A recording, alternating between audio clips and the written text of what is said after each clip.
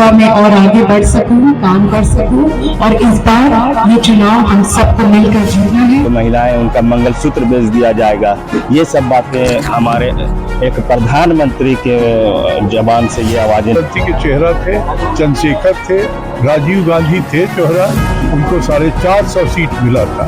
उन्होंने कभी संविधान बदलने की बात नहीं की थी। आ गया उसको खुद ही परेशान होगा कि बाप इतना कहाँ से आकल होगा। और इस बार जरूरत है और मैं समझती हूँ कि हाँ, हिंद पीढ़ी भी उनमें से एक जगह होगा जिसमें प्रगति और विकास की जरूरत है। पर मेरे इतिहास है, आज़ादी की जो लड़ाई है, ये सब तो हम कुछ हुआ ही नहीं है, क्योंकि 70 साल में तो काम हुआ नहीं है। काम तो उनके हिसाब से 2014 के बाद ही हुआ है। मोदी जी के समर्थक को लात भूसा मार के भगाया जा रहा है, गांव में घुसने नहीं दिया जा रहा है। हिंदू मुसलमान जहां कर रहा है, लोगों में लाठीचार्ज हो जा रही है। इसलिए जरूर निकले, वोट आपका वोट ही केंद्र में हम लोग को संविधान को बदलना से रोक सकता है और लोकतंत्र को खत्म होने से बचा सकता है। तो भाई देखते हैं कि आपने आज सवाल पूछा, आपने आज जो हिंदपीढ़ी के समस्याओं को लेकर आपने उनसे जो सवाल किया, ये आप लोग सब बधाई के पात्र हैं। आप ना हमारे नौजवान को से बेरोजगारी बढ़ते जा रही है, महंगाई बढ़ते जा रही है, किसी भी मुद्दा पे लड़ाई लड़ ही नहीं रहा, सिर्फ धर्म के नाम पे लड़ाई लड़ रहा। कहाँ से जीत पाएगा? लोग समझ चुके हैं, लोग ठगने का काम कर रहे हैं। और सिर्फ कांग्रेस पार्टी की लोकसभा प्रत्याशी यशस्विनी सहाय की पद यात्रा सैनिक मार्केट से वार्ड नंबर 23 हिंदपीढ़ी पहुंची।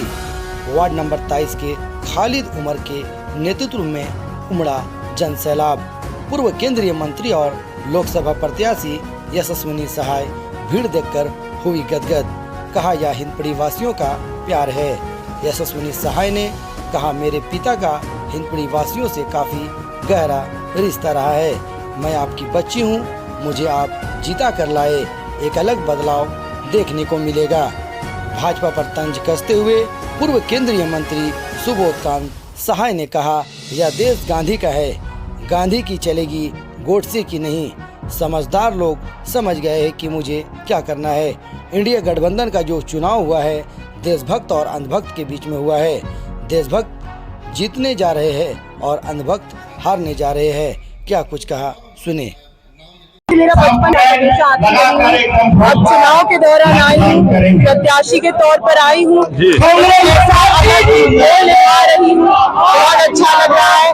मैं बिल्कुल यहाँ की जनता को करूंगी, आगे बढ़ के उनके लिए सेवा करना चाहती हूँ। देखिए, बदलाव तो पूरे रांची में आप देख सकते हैं, बदलाव की हवा आ चुकी है। जहाँ भी जा रहे हैं, आपको बताए तो हमें लोगों तक मुद्दे भी नहीं लेके जाने पड़ते, लोग हम तक मुद्दे लेकर आ रहे हैं और कह रहे हैं कि हम आपके साथ हैं।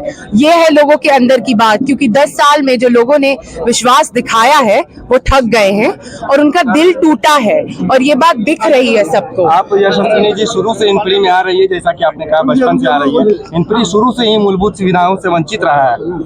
जी देखिए, क्या है कि अगर आप सुविधा की बात करते हैं तो पूरे रांची में आपको बता दें तो बिल्कुल ऐसा है कि प्रगति और विकास की जरूरत है। और मैं समझती हूँ कि हाँ, हिंदपीढ़ी भी उनमें से एक जगह होगा जिसमें प्रगति और विकास की जरूरत है। पर मेरे पिता ने काफी काम किया है यहाँ पर। यहाँ के आप कितने भी लोगों से पूछ लीजिए, मेरे पिताजी का जो भूमिका रही है हिंदपीढ़ी में और हिंदपीढ़ी के एक घर के साथ जो रिश्ता है, उसे आगे लेके जाने की जरूरत है। यहाँ के लोगों के लिए जो सुविधाओं की बात की आपने, मैं आगे लेकर जाऊंगी और मैं भी काम करूंगी। 10 साल में आप कह रही हैं कि हम लोग पीछे चले गए, वो लोग कह रहे हैं कि आप लोग 70 साल में डुबा दिए पूरा भारत को। वो लोग तो कहेंगे ही, तो उनके हिसाब से देश का जो इतिहास है, आज़ादी की जो लड़ाई है, ये सब तो कुछ हुआ ही नहीं है, क्योंकि 70 साल में तो काम हुआ नहीं है। काम तो उनके हिसाब से 2014 के बाद ही हुआ है। पानी की जो समस्या है तो वो तो पूरे रांची में है और अगर हिंदपीढ़ी में भी है तो वो देखने की जरूरत है, क्योंकि पानी में क्या होता है कि अंडर वाटर जो पानी का लेवल होता है गर्मी में वो कम हो जाता है। तो उसका अब रांची भर में नगर निगम के साथ बैठकर आपको एक प्रॉपर रोड मैप और प्लान बनाने की जरूरत है। तो उस पे तो बिल्कुल काम होना चाहिए, उस पे तो काम करेंगे ही। और जैसे कि आपने कहा, पानी एक हो गया और दूसरा कौन सा समस्या बता दूं, यहाँ पर मैं कोई राजनीतिक बातें करने भी नहीं आई हूँ, मैं काम करने आई हूँ। क्योंकि मेरा जो एक्सपीरियंस भी रहा है, मेरा प्रोफेशनल एक्सपीरियंस, मैं एक वकील हूँ, मैं वकालत करती रही हूँ, मैं जानती हूँ कि ह्यूमन राइट्स क्या होता है और स्वास्थ्य एक ह्यूमन राइट होता है। ने पूरा हिंदपीढ़ी खासकर वार्ड नंबर 23 वार्ड नंबर 22 ने अपने प्रत्याशी यशस्विनी सहाय से को अपनी मूल समस्या है जो हमारी जो जल का समस्या है, सफाई का समस्या है, हॉस्पिटल का समस्या है, मैदान का समस्या है, उन समस्याओं तमाम समस्याओं से उनको अवगत करवाया। उन्होंने आश्वासन दिया है कि जैसे मैं जीत कर आऊँगा इन तमाम समस्याओं को पूर्ण रूप से इन्हें समाप्त करूँगा।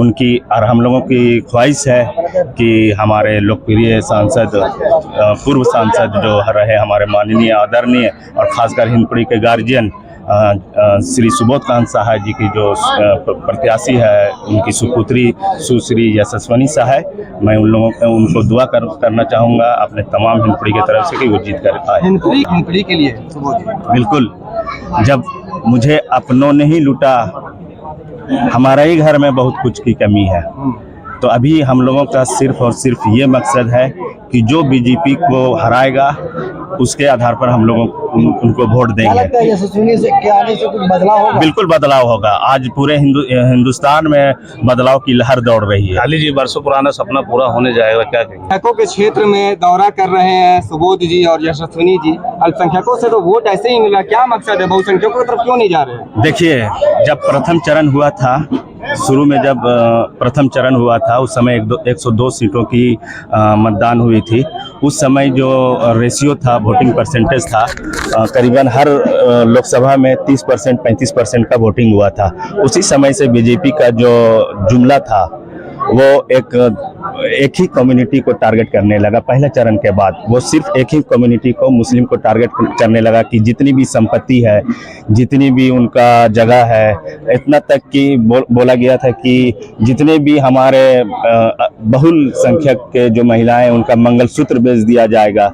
ये सब बातें हमारे एक प्रधानमंत्री के जबान से ये आवाज़ें निकल रही थी। तो आप समझ सकते हैं कि पहला चरण जैसे प्रथम चरण समाप्त हुआ, उनकी आवाज़ में तब्दीली आ गई। कांग्रेस में इतने बिल्कुल, वो एक एजुकेटेड लेडी है, लॉ पढ़ाई कर चुकी है और सोशल वर्कों से वो हमेशा संबंध बनाई हुई थी। क्योंकि एक राजनीतिक फैमिली से बिलोंग करती है, तो ये कोई हमको नहीं समझ में आता है कि ये प्रश्न पूछा जाए, क्योंकि ऐसे फैमिली से बिलोंग करती है कि जिन्होंने रांची ही नहीं, हिंदपीढ़ी ही नहीं, बिल्कुल परिवार वाली। अगर पारिवारिक बात करेंगे तो आप बीजेपी में देख लीजिए।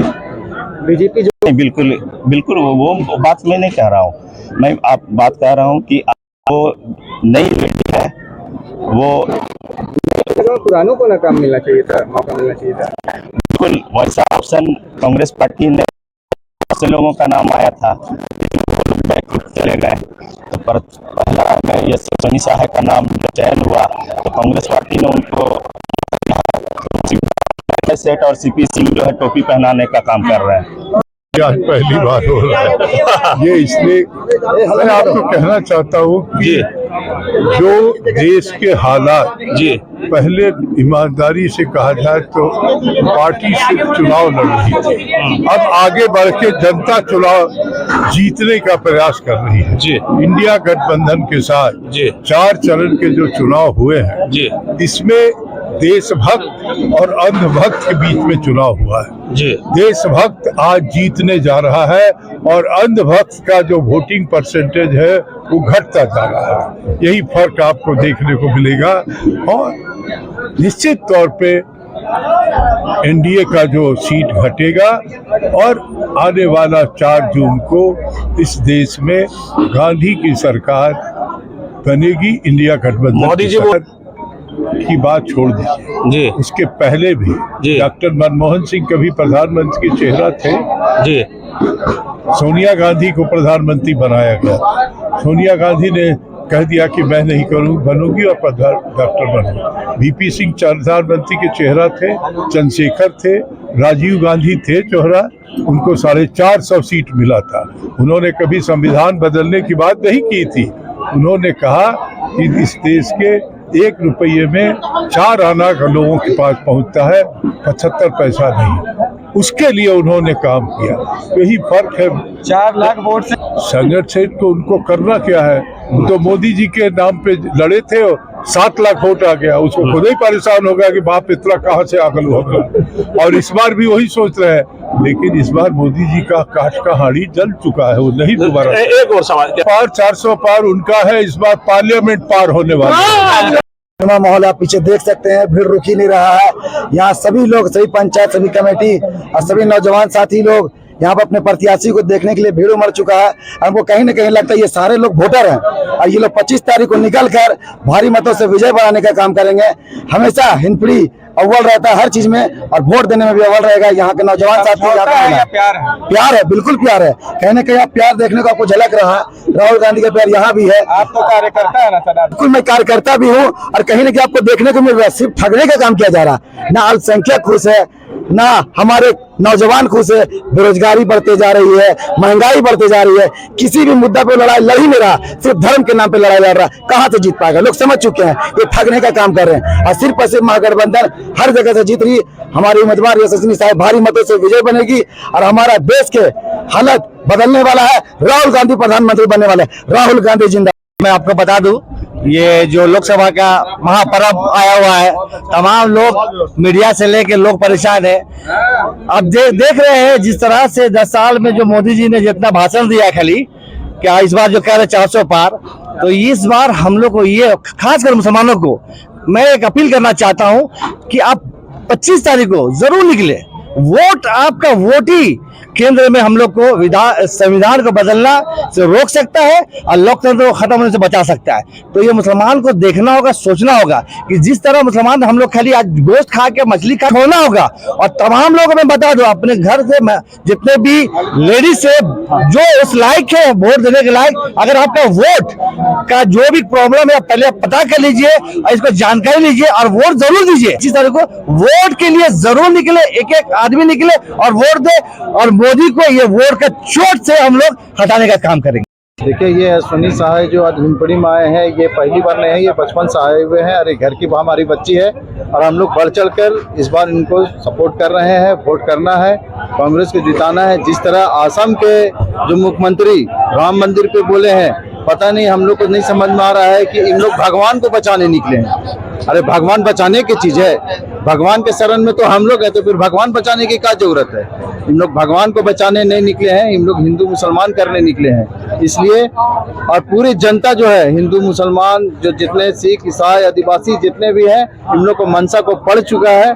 इसलिए इस बार जो है अपार वोट पूरे महागठबंधन को मिल रहा है, कांग्रेस को मिल रहा है। और आने वाले भारतीय जनता पार्टी तो हिंदू की राजनीति तो करती ही है, हिंदू मुस्लिम की राजनीति तो कर ही रही है, शुरू से कर रही है, लेकिन धीरे धीरे उनके भी आदमी लोग को आंख खुल गया है और उनके लोग ही उनका विरोध कर रहे हैं कि ये जातिवाद वाला नेता है, इसको हटाइए। हमारे सबसे अच्छे नेता, देश को चलाने वाले राहुल गांधी जी दिखते हैं और आने वाले दिन हम लोग राहुल गांधी को पीएम बनाने के लिए तैयार हो गए हैं। चारों तरफ देखिएगा, हर बीजेपी के कार्यकर्ता को, मोदी जी के समर्थक को लात घूसा मार के भगाया जा रहा है, गांव में घुसने नहीं दिया जा रहा है। हिंदू मुसलमान जहां कर रहा है, लोगों में लाठीचार्ज हो जा रही है। इसलिए इस बार हिंदू तो क्या, पूरे देश के लोग समझ गए हैं कि हिंदू मुसलमान करने वाले लोग को अब हिंदुस्तान में रहने की जरूरत नहीं है। यहाँ से भागिए, यहाँ पर सेकुलर समाज की पार्टी चाहिए और यहाँ पर कांग्रेस की सरकार बननी चाहिए। राहुल गांधी को हम लोग पीएम बनाने के लिए पूरा ताकत लगा दिए हैं और आने वाला इंतजार है कि 25 तारीख कब जल्द से जल्द आए कि हम लोग वोट के लिए निकल जाए और पूरे हिंदपीढ़ी के वासी जो है वोट देने के लिए एकदम तैयार है। और उनको लग रहा है कि अगर कल 25 तारीख होता तो मैं कल ही वोट देने के लिए निकल जाता। बधाई देते हैं कि आपने आज सवाल पूछा। आपने आज जो हिंदपीढ़ी के समस्याओं को लेकर आपने उनसे जो सवाल किया, ये आप लोग सब बधाई के पात्र हैं। आप जब सवाल उठाएंगे तो जवाब मिलेगा इंशाअल्लाह ताला। और आज उन्होंने जो आपने उनके सामने बात रखी, वो बहुत हिंदपीढ़ी का जो समस्या से उनको रूबरू करवाया और उन्होंने जो जवाब दी है कि हाँ हम लोग जीत करके आएंगे इंशाअल्लाह ताला, तो हम लोग वक्त पर काम करेंगे। तो अब उसको इंतजार करना है। अब रहा सवाल कि आज जिस तरह से सवाल आ रहे हैं कि अश्विनी साहब, तो मैं इस बात को यकीन करता हूं कि एक बेटी मैके और ससुराल दोनों संभालती है, तो मुझे यकीन है कि जो बेटी मैके और ससुराल संभालेगी तो रांची लोकसभा भी संभालने में हमको लगता है कि वो सक्षम है और परफेक्ट है। लेकिन अब उनको अब उनको तमाम समाज के, चाहे वो हिंदू हो, मुस्लिम हो, सिख हो, आदिवासी हो, उन तमाम लोगों की समस्याओं को लेकर रांची को आगे ले जाना है और पार्लियामेंट में अपनी आवाज को बुलंद तरीके से रखना है। और एक बात और आखिरी, आप तमाम चैनलों के माध्यम से कि 25 मई को जिस तरह से आप अपने घरों से निकल करके आप अपना वोट जरूर से जरूर तरह से लोगों ने आपसी भाईचारगी हम लोग जो आपस में दिखा रहे हैं, ये बताने का जरूरत नहीं है। हम लोग चाह रहे हैं कि हम लोग बहुत इस पे लड़के भी काम कर रहे हैं और हमें उम्मीद है कि यशवनी जी जो हैं बहुत अच्छी काम करेंगी। एजुकेटेड लेडी हैं और वो लॉ भी की हुई है उनको और सोशल वर्कर भी है, तो हमें उम्मीद है कि हम लोगों